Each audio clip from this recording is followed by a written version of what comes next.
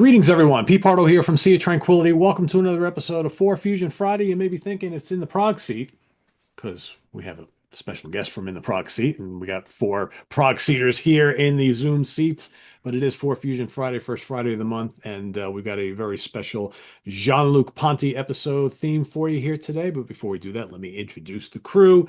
Of course, the founding fathers of the show, George Lamie and Eric Porter, and our special guest, our good friend Anthony Ferraro. What's going on, gentlemen? Thanks for having me, guys. I I I just hope I suggested don't we got to get embarrass Anthony on myself. here sometime soon. We know he likes Jean-Luc Ponty, so we're happy to have you. This will be fun. This will be fun. It's almost like Tuesday night here on Friday, right? Right. So we've got four really cool albums. We've got a very cool George's pick, and I'm sure George has some new stuff to talk about before we get started and all that. So of course, as always, I will turn it over to George. Take it away. Yeah, just a couple. Commodore, Desde el Lado Sur. I consulted Mr. Nasser, and that is correct pronunciation. This is the fifth studio album and seventh release overall from the best fusion band from Argentina.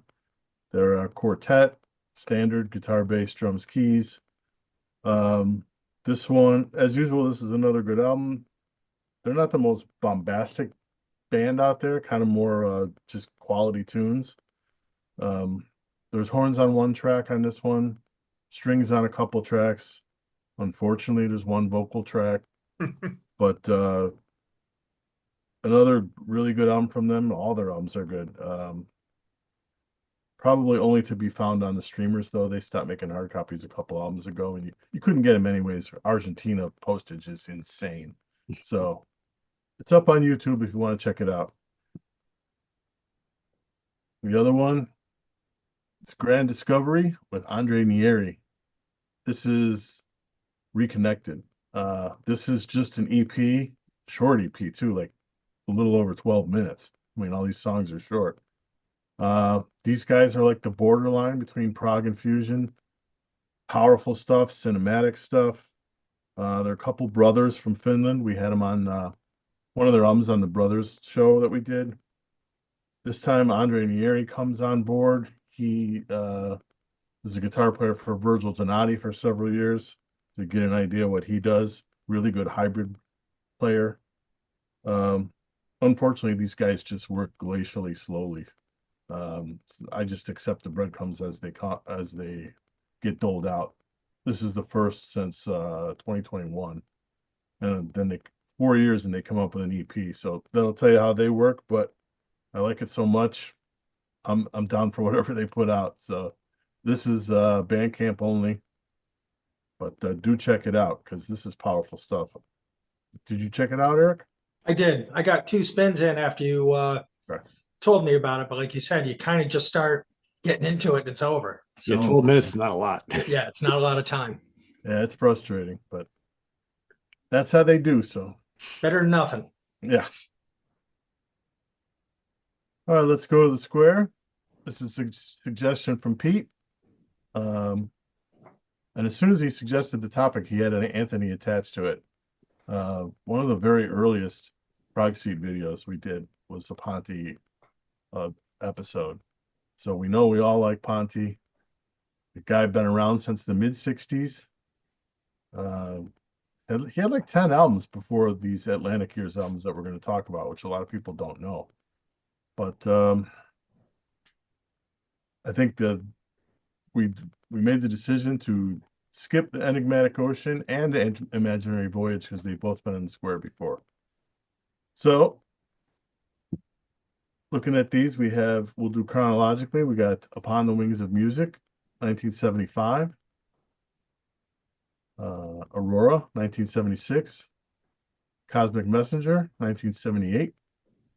And Mystical Adventures, 1982. Well, I'm going to let our buddy Eric go because he likes to go first. Tell us all about what your number 4 is. So they say. Well, I talk about violin all the time. Love Jean-Luc Ponty.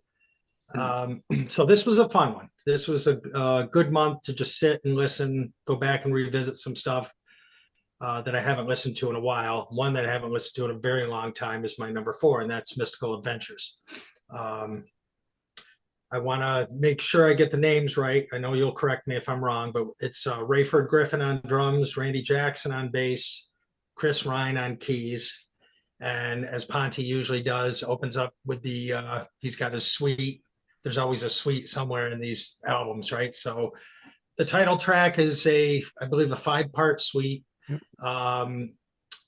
Kind of starts with a slow, atmospheric, moody keys and violin. I really like part 3, the best of the 5, and I think it's Jamie Glaser. Yep. On guitar, if I'm not mistaken. I know he played with him for quite a while, but the track really gets going. You get a nice guitar solo in there. Good violin, as always. That's to be expected. I think the other track that I really liked is Final Truth Part 1. That's a 2-part. Really good intro. Bass and violin are excellent. And I like the acoustic piano solo in this one. We're going to talk about some keyboard players as well, very prominent in Ponty's music. I think the band really gets cooking on that one, Final Truth Part 1. Few other, he does a Stevie Wonder cover, I think, that one I can take or leave. And I thought Jig had is track 6, I believe, or the closing track. Kind of gave me a Dregs feel a little bit. It has kind of a country flavor to it. And then the band kicks in and it kind of gets that Dregs feel. But again, just hearing Ponty, he's just amazing. We always say you got to rank him somewhere. This one, being that it's a little in the 80s, I don't care for the keyboard sounds as much as I do on his 70s albums. And it might be the production a little bit. This one sometimes feels like, I don't know if it's the production values of the 80s or what. Sometimes it feels like there's a little something holding back. I don't know. That's just my impression overall, but good stuff on this one, but it's my number 4. Anthony, what do you got it for? Well, my number 4, I mean, I've been a long time Ponty fan. And then when you invited me on, I kind of, in reviewing these 4, I thought I kind of had who my top 4 was going to be. And then I was like, well, maybe, and one of them I hadn't heard in a long time. And I was like, well, this is going to change. So my number 4, even though it's a top 4 and they're all great, you have to put a number 4. So I'm going to go with Aurora. Now, another hot, Ponty's always had hot band around him. Patrice Cushion on keys, Daryl Stormer on guitar makes his debut with Ponty, Ralph Armstrong on bass. My favorite, like the first track is Once Enough.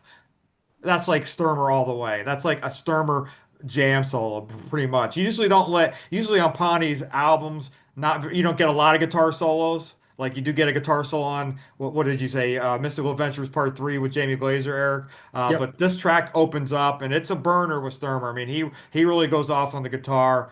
The title track, Part 2, is my favorite. It's one of one of my favorite violin passages. It just slays. Both tracks were on the live album. Live, it's amazing. I also really enjoy Between You and Me. It's weird because when I was listening to that song, I was like, this feels like it could be a scene in Charlie Brown, just like the opening keys with Patrice on keys. You feel like you're in like a Charlie Brown scene. It's so cool. And then Waking the Dream is kind of like his end. It's a kind of a cool way to end the album, or just kind of like a little violin solo passage, and it kind of ends. But in this assignment, you have top 4. You have 4 albums from Ponty. If you have to rank them, it's not going to be easy. But I'm going to go with Aurora at number 4. But that doesn't mean it's not good, because it's still pretty badass.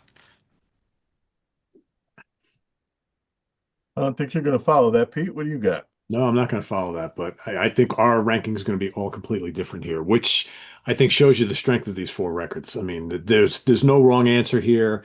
They're all really, really good. This was tough. My number had to rank my 3 and 4, and had to rank my 1 and 2, because they could swap at any point in time. I have my 2 favorites. I have the 2 that are in the bottom half, but they're all great. But I ultimately went with Upon the Wings of Music from '75 as my number 4. Another good lineup. You got Patrice Rushen on keyboards here. She did a bunch of albums with him. Ray Parker Jr. on guitars. kind of interesting. Ralph Armstrong is great. Leon Chancellor, Dan Sawyer. I love the opening title track. It's kind of funky. Got a great Rhodes solo from Patrice. Question with No Answers, kind of more acoustic bass. Really good one. Um, Now I Know, it's got an amazing solo from Ponty on it. I absolutely love Polyfolk Dance. And then you get this wild guitar solo from Ray Parker Jr. I never really knew this guy really could play this well. I mean, I know him more of like what he did like in the 80s and whatnot, but really, really cool. Waving Memories is really good. Parker does another really cool solo on that. And I love when Jean-Luc Ponty lays the wah-wah on the violin. I think it's really cool sounding. And then he does Echoes of the Future, which is basically all just him solo violin with echo and delay effects. It's really wild sounding. And then Fight for Life is really groovy. I like that one a lot. It's a really strong album. I think it's kind of underrated in this catalog, but it is my number four here today. Just and there's not much separating these albums. So I mean, maybe with my number one, but so yeah, it's my number four. Yeah, it's my number four too. It battled pretty good with the number three, but you got to put something in four, right? So, um, title track opener is really good. I'm with Pete. Polyfolk Dance. That's my favorite tune. I just love that riff. It's just Yeah. a cool ass riff, man. There's a couple lesser tracks. I have Now I Know is kind of a middling ballad, and Echoes of the Future is just kind of like Pete said, an effects driven solo piece. I can deal with that. The rest of this stuff is solid stuff. If I had one thing to say about it is the firepower on guitar on this album is a little lesser than his usual stuff. I mean, he's usually got better guys than this. You can see he never repeated either of these two guys, so you kind of get the feeling he sensed that. Um, but overall, a good album, but number four in this company. Eric? I'm going to keep it rolling. That's my number three. I do want to say Patrice Rushen is phenomenal. Yeah. Love her playing on these records. And Uh, shame on me, I didn't own this one. 20 and 21 years old on these records. Yeah, she's phenomenal. I'm gonna go with you both. The title track, great opener, nice funky bass from Armstrong. But Rushin's Rhodes solo in that makes the song for me. What a way to start an album! And of course, you're always gonna get some ripping violin from Mr. Ponty. Questions with No Answer. It's kind of got the layered violins, piano, a little mellow. Now I Know, another mellow one, but I think again, Rushin's the electric keys for me, just a nice touch. I really enjoy her playing. I guess I never thought about it before until we were putting these together and going through them, and I'm like, I just love her stuff. I've got to agree with you guys with Poly Dance Folk. That's the killer. That's kind of the punch in the face with nice guitar solo. Ponty's on fire. Just great stuff. This and it's kind of funky too. I get there a bunch of stuff. I think that Waving Memories is kind of funky, and I think you get that atmospheric from Echoes of the Future. Heavy effects on the violin. It's pretty much that's a kind of a quick solo piece. But other than that, I think Fight for Life is a good rock and closer. Again, the kind of the funk comes out in that one. I didn't care for the guitar tone in that. I thought it was a little too distorted, maybe compressed a little too much. But a good ripping solo from Jean-Luc as usual. But a good way to end the album, good rocker. So I'm going to go with that one as my number three. How about you, Anthony? What's your three? Well, this is my number three, Upon the Wings of Music. Before I started this, it had been years. I mean, I don't even remember when last time I even bought this. I think this was probably the last Ponty solo album I bought. But it had been years since I listened to it. And George is like, yeah, it's pretty ripping. The opening track is so good. I'm like, wow, I was just blown away on how everything just all the bands just hot together. And of course, Polyfolk Dance. Now, Polyfolk Dance is a jammer. Waving Memories and Echoes of the Future kind of like mirror each other a little bit. Waving Memories has like a spacey side to it with his effects, and then he kind of goes into like a little fusion piece. And then Echoes of the Future reminds me so much of Wandering on the Milky Way off of Imaginary Voyager. Very that spacey, that effects part, and I love that. So that's why I put that at number three. A lot of the spacey stuff I love. Patrice is a badass on the organ, and I do like Fight for Life. I like the guitar tone of that quite a bit. So I'm gonna go with number three on Upon the Wings of Music. Upon the Wings of Music. Hadn't listened to it in years. Was shocked how good it was because I originally had that at number four and Aurora at number three, but I had to switch them. Hey, let's say you. Mystical Adventures, number three. Yeah, I mean, when he moved into the 80s, his music started to get very synth dominated, which, that's fine for what it is. Hey, I love the album cover. It's absolutely amazing. Great players on here. I love the title suite. I think it's really, really good. Again, it's very synth dominated, but it's got some tasty violin and some nice little bursts of guitars from Jamie Glazer, who's a terrific guitar player. I mean, the crazy thing about him is he's so talented and he played with Ponty for so long, but like sometimes you only hear him a couple times per album. It's like Yeah. I don't think he was ever utilized enough, but a really good player. Um, Rhythms of Hope is one of my favorites on here. It's really catchy. It's got a nice groove. I love the little crazy fast melodies that Ponty's doing on the violin. Really, really good. And man, I was going to say Anthony Jackson, Randy Jackson playing some serious bass on this album. I think really, really good stuff. I really like the cover of As. Again, I'm not much of a covers guy, but I think it's really fun and it's kind of cool. It's like, you hear it. I remember the first time when I bought this album, I was kind of like, wait, I kind of not know that song. What is that? It's like, oh, it's a Stevie Wonder song, It's really cool. Nice little guitar solo on it. Final Truth is great. And I absolutely agree with Eric 100%. Jig reminds me of a Dregs tune. And I think it's awesome. Great way to close the album. I think it's a really strong album. Out of his 80s albums, I think it might be my favorite. So that's my number three. I'm sinking with you tonight. It's my number three too. Uh, the main issue why I don't regard this higher is, like you said, the production and the keyboard sounds in particular are very sterile, and they're Ponty sounds. There's a keyboard player on here, but Ponty's listed as a keyboard credit too, and I think it's him whose sounds they are because they continue for albums after that Chris Ryan guy is gone. Yeah, I wonder if Chris was playing most of the solos on here or in Yeah, most of the textures. I don't know. the whole sound of it is like I'm in a, a an airlocked room with fluorescent lights. It's just so sterile. I, I can't get past it. But I do to a point because the songs are good. The epic's good, especially part three, the jamming part. Um, part part five is a little boring. Otherwise, I would rank this suite up there with his old suites, but as it is, I don't. Second side gets better. Rhythm of Hope. As anything with vocoder vocals, not the greatest, but it's not a train wreck. I will say that. The two best songs for me are Final Truth and Jig. It sounds like they backed off those sterile tones on keyboards on those two songs. They sound more organic, and they both jam hard. Rayford Griffin, really good drummer. Enjoy him. He didn't use him enough, in my opinion. And like you said, Randy Jackson, yeah, for anyone that doesn't know, this is American Idol, Randy Jackson. Yeah. It ain't pitchy, dog. I mean, he's good, really good. People Mhm. used to wonder what his credits are. Who is he to comment? This dude's a serious musician. There's some good bass playing on Oh, there. yeah. Yeah. He's got probably the best tone of anybody on this album. He's got a really nice tone, somewhere between Anthony Jackson.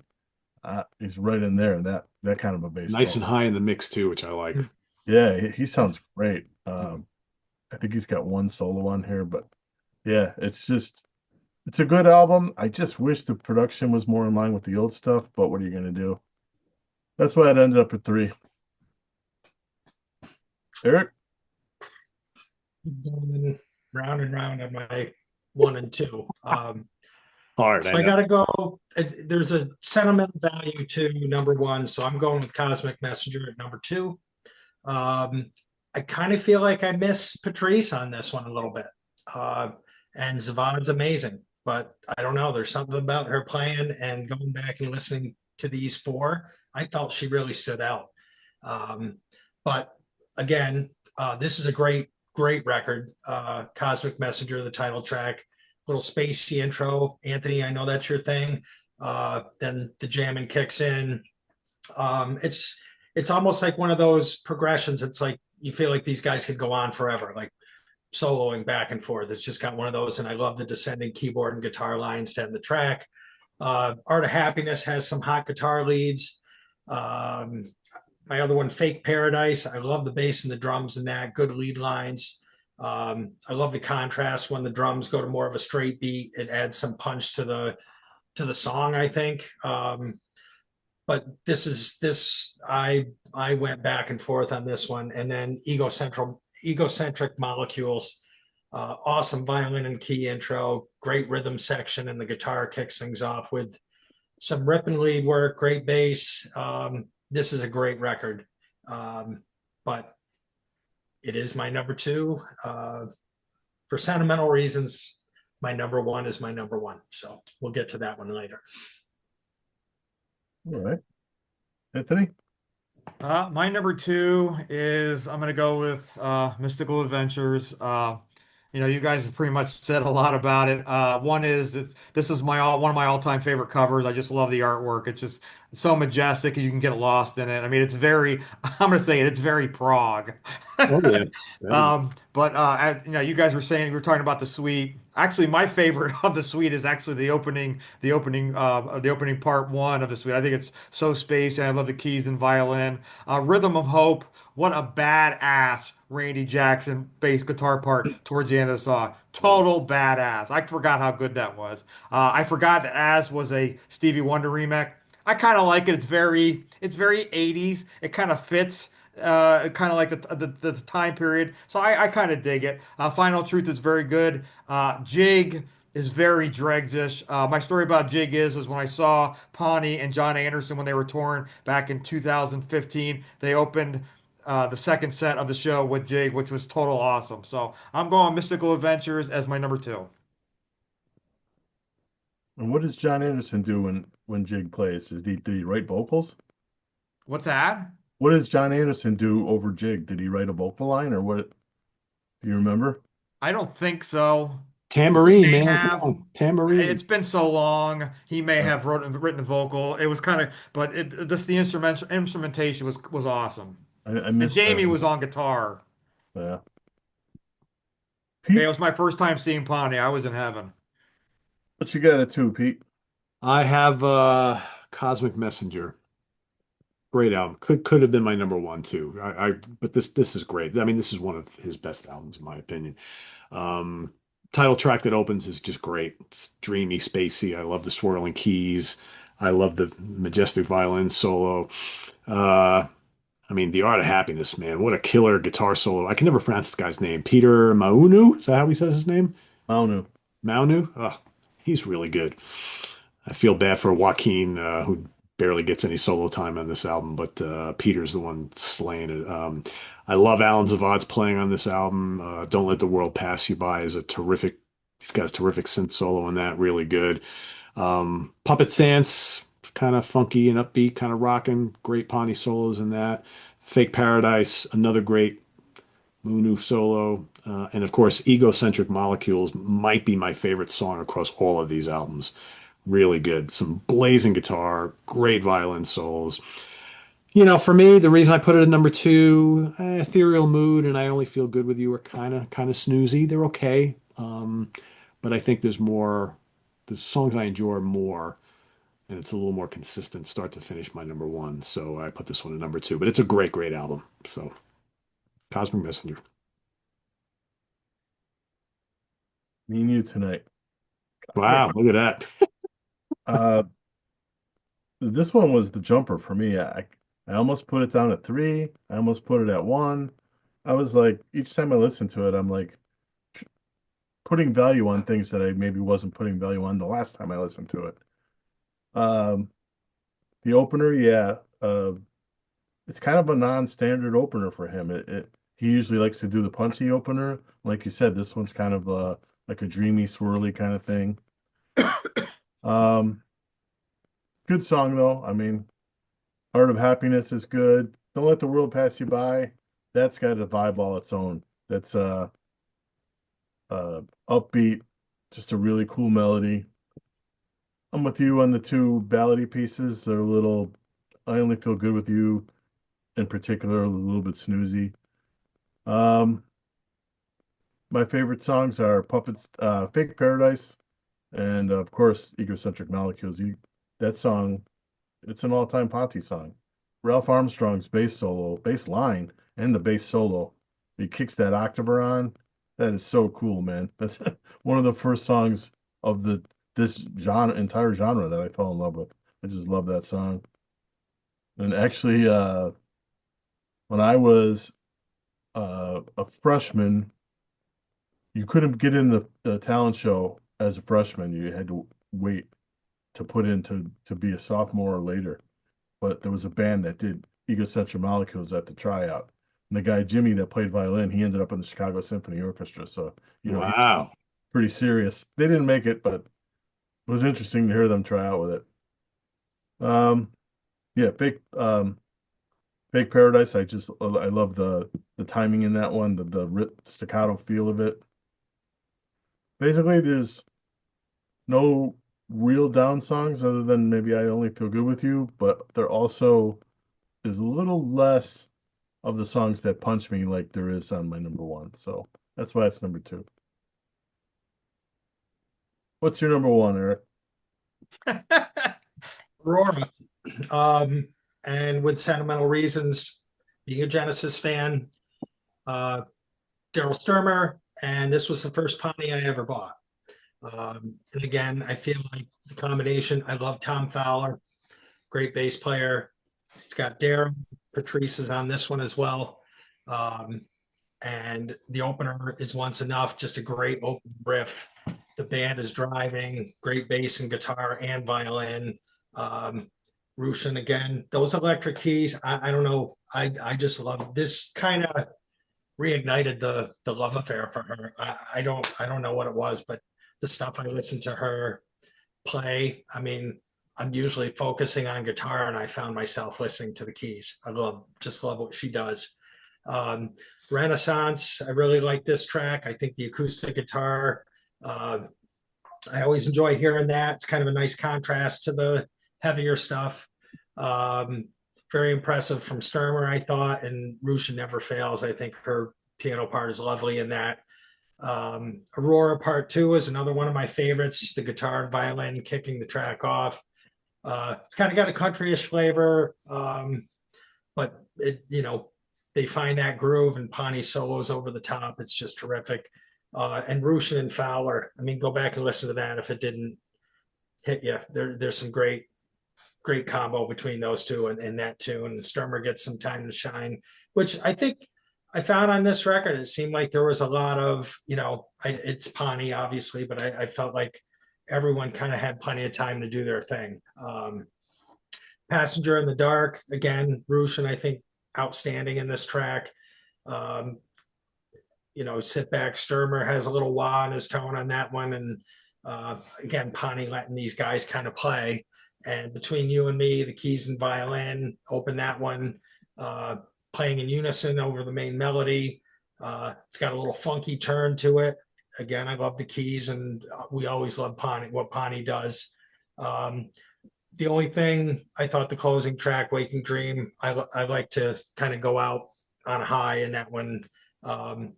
It's decent, but I just wish they'd close with something a little heavier. But overall, I had to put this one at number one. So it's Aurora for me.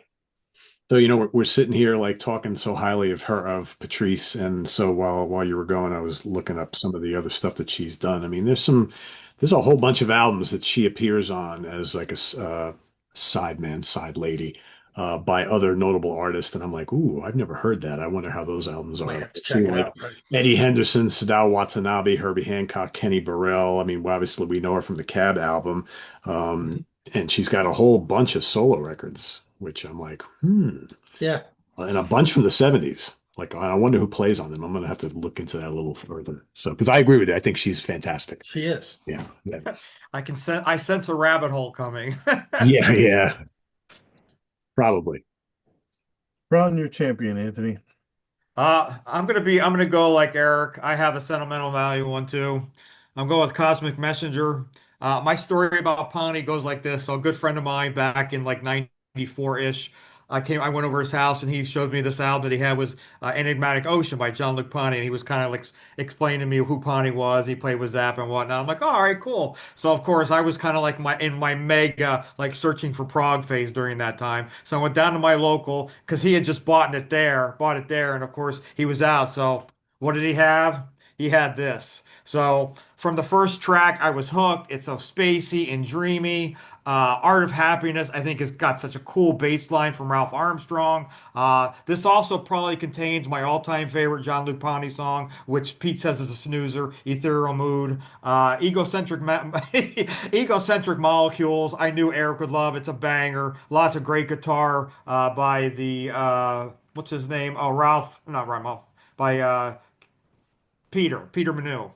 And then, the middle tracks, Don't Let the World Pass You By, I Only Feel Good With You, Puppet Stance, Fake Paradise. I think it all flows. It all has its peaks and valleys, but this is my number one. First album I ever bought. First Cosmic Messenger track is amazing.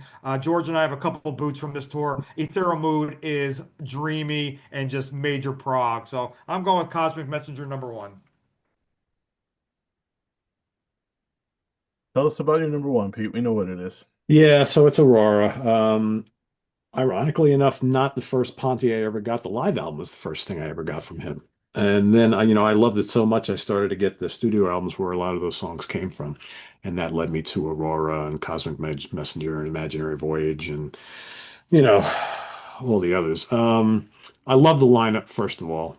Um, I think Daryl Stuermer is like a perfect fit in Ponte's band. I really like him a lot. I love the fire he brings to things. He's just got this just ferocious tone, which I really, really like. And he's like every time he solos, it's like, he looks like he's ready to explode, which is really, really cool. I can't help it. I know I've mentioned this before on the channel. I just can't help but think how amazing it would have been if Sturmer played on all those Genesis albums all through the years, right? And that he wasn't just relegated to a sideman. I'm like, it's like, I think we didn't get any Daryl Stuermer on album for all those years. It's like he was just sitting there waiting for the Genesis tour and he would do that. And, we had all this great stuff from him in the 70s. And then you had a couple solo albums since, and that's really it. But anyway, that's a story for another day. Um, once, Once Enough is great. It's really good. It's just really fiery. The guitar solo is great. Patrice is great on it. Renaissance is a really cool acoustic piece. The two-part title track has some amazing Ponte and Sturmer solos. I love the electric piano. Passenger of the Dark, another scorching Sturmer solo. Love Lost Forever, beautiful Road solo on that. Between You and Me is great. Waking Dream is kind of a little laid back, but kind of a cool, majestic closer. I mean, you could kind of make the case that the last two songs kind of slightly go out on a whimper, but I really like them. I think they're really good. But the rest is absolutely killer. And I think, like the first 80% of this album is just classic Jean-Luc Ponty. It's a really, really great album. It's one of his best. So that's my number one. Yeah, same here. That was the only one that I knew ahead of time was going to be where it's at. 'Cause it's just a little more consistent than the rest of them. Other than the closer's a little kind of goes out whimpering. Other than that, the rest of this is just really good. Great opener, like everybody said, Sturmer Burning. Daryl Stuermer is on my three favorite Ponty albums. Yeah. Ocean, Imaginary Voyage, and this. So there must be something to that. The guy just rips, fits Ponty's music perfectly. Renaissance was kind of the track off this album that maybe has lasted the longest with Yeah. Ponty and, him taking it out and playing it with other people and stuff. My favorite song though is Aurora. I think probably all of our favorite song. It's just a great tune. Passenger of the Dark, also I rank really highly right up there with those two. Another great riff. The second side's a little lesser, but not too much. I mean, it's really good up until you get, like Pete said, the last couple songs. There's a little bit of a slide, but not that much. They're good tunes. There's no bad tunes on this. If I had a small beef, I would say Norman Fearington on the drums. He's there. Again, Ponty never used him again, so that says something. The He's no guy, Steve Smith, man. no, the guys he started using, like Steve Smith and Casey Sherrill, I mean, really impressive players. So you wonder what a guy like that would sound on this. Um, I got a boot from late in this tour with Smith on it. Really, really good. But yeah, this was always going to be number one. I love this album. And I know folks are probably going to ask, so what if we had included um, Enigmatic Ocean or Imaginary Voyage in this rank? I mean, we already covered them on the show. It's why they're not included today, obviously. But yeah, if you drop them in here and I mean, just imagine like a four square of like Aurora, Cosmic Messenger, and those two albums. It's pretty damn difficult, right? Yeah, I mean those are so good. Yeah. Yeah, Mark Craney is a badass on Imaginary Voyage. Yeah, he's Oh, another hell yeah. Yeah. killer player. And what album was he on in 1980, Pete? Gee, I wonder. So for George's pick, I wanted to go with an album that had Ponty on the whole thing, but wasn't a solo album. I thought one that could generate some interesting conversation was Return to Forever, The Mothership Returns. So the background is in 2008, Return to Forever reunites. They do a reunion tour. After the tour, there's problems erupt. There was supposed to be an ongoing thing after that. It wasn't supposed to be a one-off. So after the tour, we start having problems. Di Meola takes them to court, says that he's not loud enough in the mixes on the live album, demands to have a guy present in the mix to make sure he gets heard. So then after that, no surprise, they decide to go out without him. They do an acoustic album and tour called Korea Clark White, the album called Forever. If you don't have that, Pete, you would love it. The double disc, one disc of all standards, and then the second disc is they were going to do a tour date to launch the tour and album, and they wanted to have the first date be this like I think it was at the Playboy Jazz Fest. They wanted to make a big deal out of the first date to kick it off. So they invite special guests down, and the guests are Jean-Luc Ponty, Bill Connors, and Chaka Khan. So they rehearsed for 3 days at a rehearsal studio, and they had tape running for the whole rehearsal. So the second disc on Forever is some of that stuff. And Lenny, if you know this album, and you know Lenny White has become like one of the best producers in the world, that album Forever sounds just as good as this album, which we're going to talk about, which is phenomenal. So they were going to go out with Connors on RTF4. Not it ended up being Frank Gambale. They were going to go out with Connors. Connors had a heart attack. So then Chick starts to scramble, and he's got the best place. His phone book is the best place to scramble. He's Yeah. got Frank Gambale on the line. So they take Gambale out, and Chick's like, the vibe was good with Jean-Luc on that gig. Take Jean-Luc out. Jean-Luc becomes the guy that has played with the three biggest instrumental acts of all time: Mahavishnu, Frank Zappa, and Return to Forever. I believe I'm the only one of the four of us that actually saw this tour. Yeah. You guys, you all whiffed on this tour. Incredible. Eric, what do you think of this album? Fantastic. Just, I'll be my usual self. Gabali and Pani together. Come on. I mean, incredible. But I think, what gets you with this is as I'm listening to it, and I've had this for quite a while. So again, it's with all the listening we do on the channel, you don't always get to revisit. So that makes it fun, number one, to go back and hear something again. But I feel like not knowing anything, in terms of what went on with the tour, why it didn't continue afterwards, it felt like these guys gelled incredibly. You've got these long extended melodic songs, and you're listening to these guys play. The virtuosity of the musicians, the complexity of the music, and yet the way it gets pulled off, you'd think they're playing 3-chord songs. I mean, it's incredible. I know they're world-class musicians, but if you just sit and listen to it, um, absolutely impressive. But at the same time, these are obviously classic songs, opening with Medieval Overture, Senior Mouse. But the one that got me is doing Pawnee Renaissance. I don't know what it was, and why I don't want to say it didn't click, but for some reason, going back and listening to this for the show, I listened to that over and over and over. And to me, it just feels like an all out jam fest. I love Gambale on acoustic. Um, the violin guitar combination to me is absolutely terrific. What is it, 19, almost 20 minutes? Yeah. And I like how everyone gets a turn. And that kind of happens in every song. When you listen to these songs, you know, obviously Clark has that just such a defined bass tone. I mean, it's Stanley Clark the minute you hear the first note. Um, but it seems like, there's unison playing.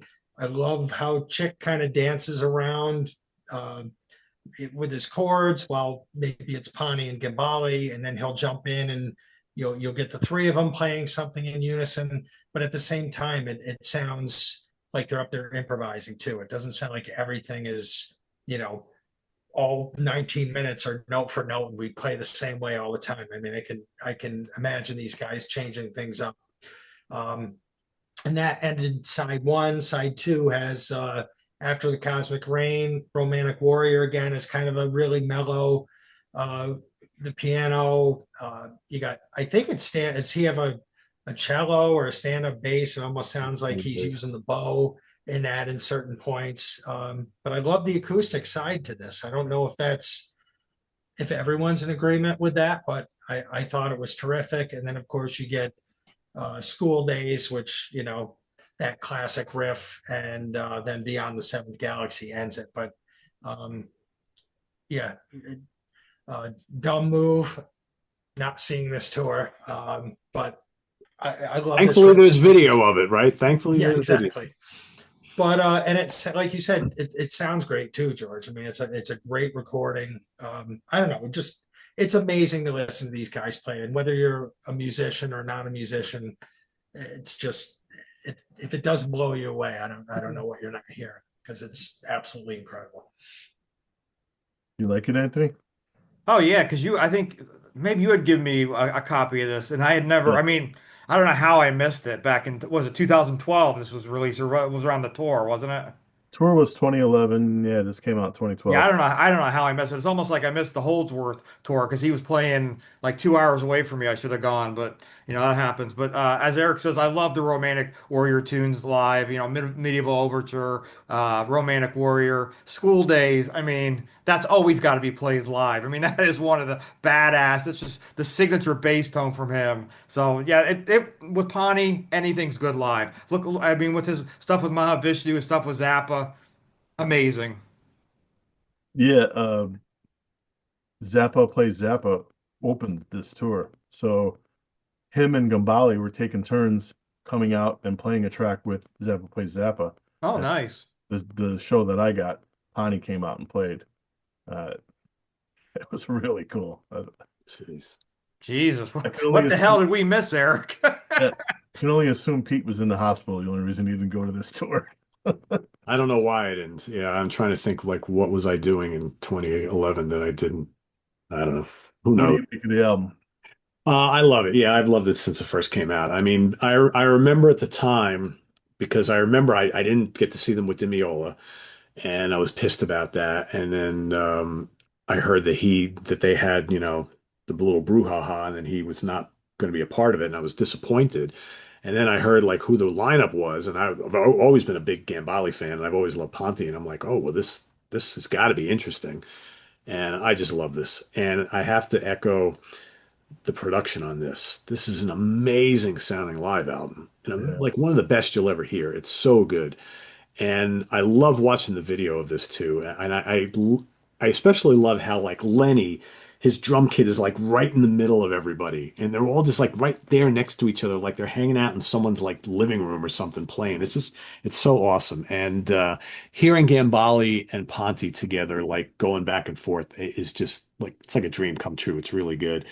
I like how the set list is like little bits of all sorts of things. So you got like School Days, which Gambale blows the friggin' roof off in that one. It's so good. You got the Ponty tune, Renaissance, and you got the selection of RTF classics, and they're all great.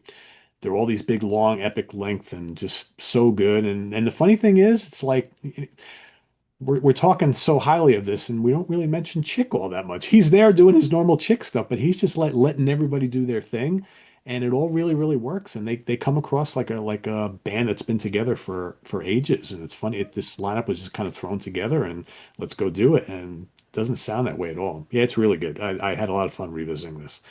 In fact, I think I'm gonna listen to it some more after tonight. It's that good. Yeah, you got to give Chick credit for, you know, it's one thing to put Gambale in place of Demiola. I mean, the parts are there, but as far as putting Ponty in, you have to create. You got to create space for him, right? Yeah, Yeah, and it was seamless. completely seamless. All his work, especially Romantic Warrior, he really adds to that. I think he really adds to Senior Mouse. That's still one of my all-time favorite um, RTF songs. Oh yeah. I like what Ponty does on the intro to Shadow of Low. That's great. Of course, he sounds good on Spain. I mean, he sounds good on all of it. Yeah, it's a little slower. They're all older. I mean, it's not like one of the 70s boots where they're, flying off the walls, but it's its own thing. Um, and Why did they never do a studio album? Was that never in the cards at all? supposedly Chick had started writing for it, and he wasn't feeling it, and he took the one song that he had written. It was like a 20-minute song. He took that and put it on 5-piece band. So I don't know what he was thinking, but then they came back for this, and I can tell you I saw both reunion tours that the difference was palpable about how much fun they were having. They were having way more fun on this tour. So I felt like, oh man, they're having so much fun. They're going to definitely do a studio record, and well, they just weren't. I can't explain it, and I don't know that he's ever said so in an interview. Not that I've seen. I'd be really curious to know why it just didn't keep going. But yeah, when this tour got announced, I was on the message board, and a lot of people were actually pissed doing that, no D Miola, no RTF stuff. Well, if And I totally get it. Yeah, yeah, I mean, that's I get that's it what I too. that's what I originally thought, and then once I heard the lineup, I was like, ooh, this could be pretty damn good. Honestly, if it was just Gambale, I might even say that. But when you add the Ponte factor in, it was like, this is going to give you something you never heard before. Yeah, So, I'll take whatever deficiencies Frank brings compared to Al, and you throw Ponte in, and I was like, yeah, I really, really want to see this tour. yeah, yeah, for sure. But Was yeah, that the only time you saw Pawnee, George? yes, the one and only. I've never seen him. Yeah, I was lucky. I got to see him with John Anderson, and then I got to see him in back-to-back tours on 2017 and 2018. And basically, he played all of Enigmatic Ocean. Oh, wow. And About then and then like the last tour I saw him, he played like the opening part of Cosmic Messenger, and then went into a medley. I'm like, oh my God, you're uh, kidding me. about 3 months before the tour started, they did two one-off shows in Australia just to see how it feels, and they did Mirage at those shows, and they did a new song that Clark wrote called New York. And apparently they didn't like the way either one of them felt because they dropped them, but a nice footnote that they're out there. And yes, of course, I do have a boot. But yeah, some of this other stuff, like they Beyond the Seventh Galaxy is the last song. They didn't actually play that on very many dates. It's not on most of the boots. So they purposely found a take of that to slap on the album, which is definitely cool. But yeah, I just thought it was of the stuff with him as a sideman would be more interesting conversation than pretty much anything. Yeah, good stuff. Cool. So for everybody watching, let us know how you would rank these albums down in the comments below and your thoughts and opinions on them. These are five classics really we're talking about here. Well, four classics from Ponty and one very cool live classic from RTF with a totally different lineup, but a really, really good one. So, and of course, I want to thank Anthony for joining us today. This was loads Hey, of thanks fun. for having me. This Appreciate was it. fun. I feel honored. It's good having you. friend. I don't know if we'll see you on the next In the Prog Seat show, but if not, the next one, maybe the one after that, we'll see, depending on how things go. He's in. He's in. He's in? Okay, good. I got to listen to a couple other tracks first. I mean, two of them I know really well. Okay. The other one I gotta start listening. All right, well, you got a little bit of time. You got not a lot, but you have a little bit of time. And what do we got? George, you got any hints for what's to come next month? Yes, December is a sequel show, a show we did last year, the 4Fusion Borderliners, the bands that kind of ride the fence. Some people say they're prog, some people say they're fusion, some people can't figure it out. Bands like that, and did a show like that last year. So we're going to do a sequel, and we're going to bring back that guest, which was Mr. Louise Nasser. There you go. Very cool. And I do want to mention, and we'll be a couple weeks. We'll be back with another 4Fusion song battle. We have a very special guest, this guy over here, helping us decide between a 4-song battle of fusion epics. And for this exercise, we were calling epic any 10 minutes and over. So Mr. Pete Pardo will be helping Eric and I figure out the best 10-minute epics. Cool. Looking forward to that.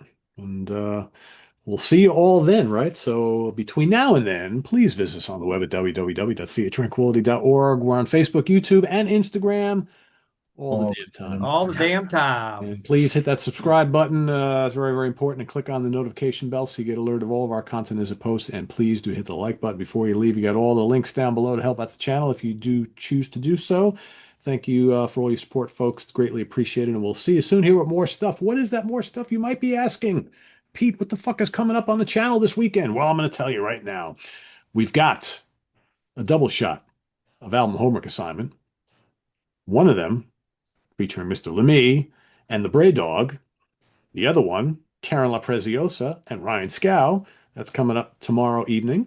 And then on Sunday, we've got 2 Ranking the Album shows. I'm going to be joined by Grant Arthur. We're going to be doing Piper, the great band, featuring Billy Squire, and Giuffria, featuring Greg Giuffria, formerly of Angel and House of Lords. So that's coming up on Sunday. So you got lots of stuff happening this weekend. We'll see you all then. And for George Lamie, Eric Porter, and Anthony Ferrara, I am Pete Pardo. Thanks for watching us here on this special Jean-Luc Ponty episode of 4Fusion Friday. See you in a couple weeks for more. Take care, everybody. Bye-bye.